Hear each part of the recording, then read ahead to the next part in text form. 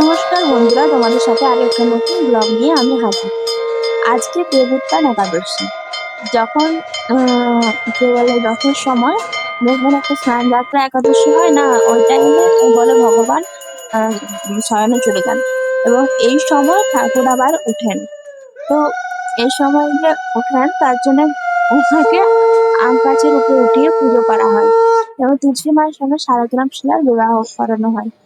যেটা রিফ্রেশটা আমি আমার বাপের বাড়িতে দেখিনি, আমার শ্বশুর বাড়িতে এসেও আমি দেখিনি। আমি বিয়ের 6 বছর পর আমি এদের বাড়িতে গিয়ে দেখলাম। এটা আমাদের একটা পড়োশির বাড়িতে ইনভিটেশন ছিল, যার জন্য গিয়ে করে ওদের বাড়িতে আমি প্রথম মানে এই ইয়েটা দেখলাম, রিচুয়ালসটা অনেক ভালো লাগলো, তোমাদের সঙ্গে শেয়ার করলাম। এখানে আম গাছের উপরে উঠিয়ে ভগবানকে পুজো করা হলো, গোপাল সোনাকে পুজো করার পর ওকে নামিয়ে অনেক কিছু খেতে দেওয়া হলো। নৈবেদ্য গ্রহণ করার পর উনি চলে গেলেন তুলসী মায়ের কাছে। তুলসী মায়ের কাছে শালগ্রামের সাথে তুলসী মায়ের বিয়ে হলো। বিয়ে দেওয়ার পর ওনাকে নিয়ে যাওয়া হলো শয়ন করতে এবং শয়ন দেওয়া হলো। এবং শয়ন দেওয়ার পর উনি সবাইকে আমাদেরকে প্রসাদ বিতরণ করেন এবং প্রসাদ বিতরণ করার পর আমরা সবাই প্রসাদ খেয়ে বাড়ি এলাম। তোমাদের সাথে পুরো ভিডিওটা শেয়ার করছি, তোমরা দেখে নাও কিভাবে তুলসী বিবাহ হয় এবং কিভাবে আখ গাছের উপরে ভগবান ওঠেন।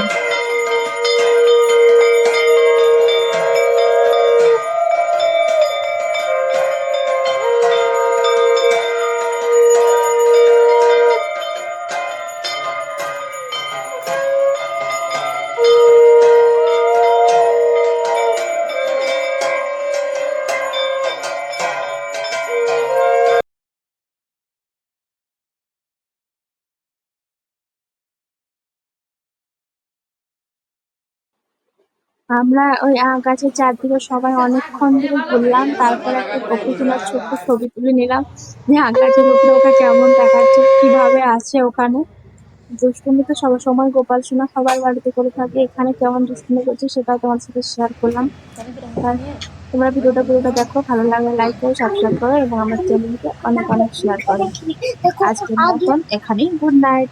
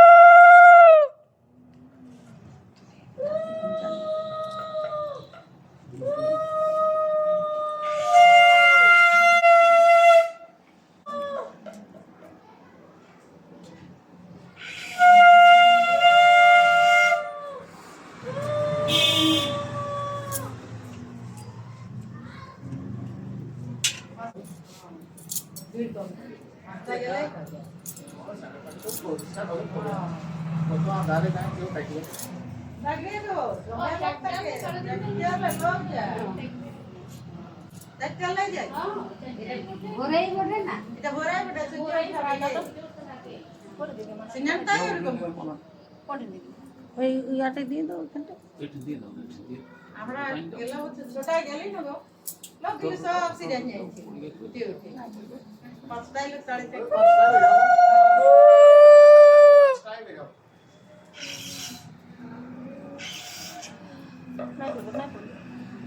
বুঝলো সবার ওরা সংখ্যা ভালো হচ্ছে।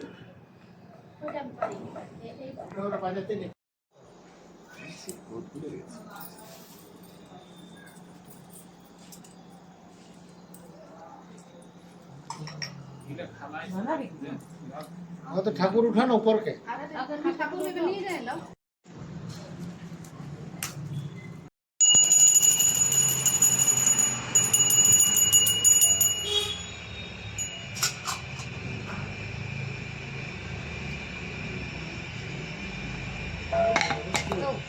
খেলা নিচ্ছে।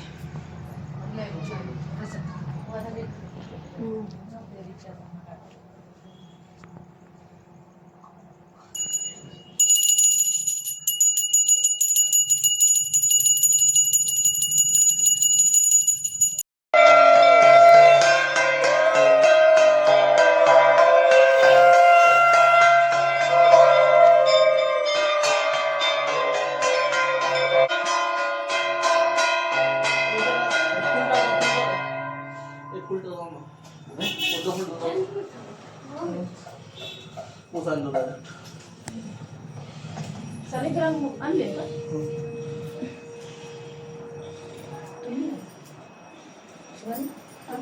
तो ले रही है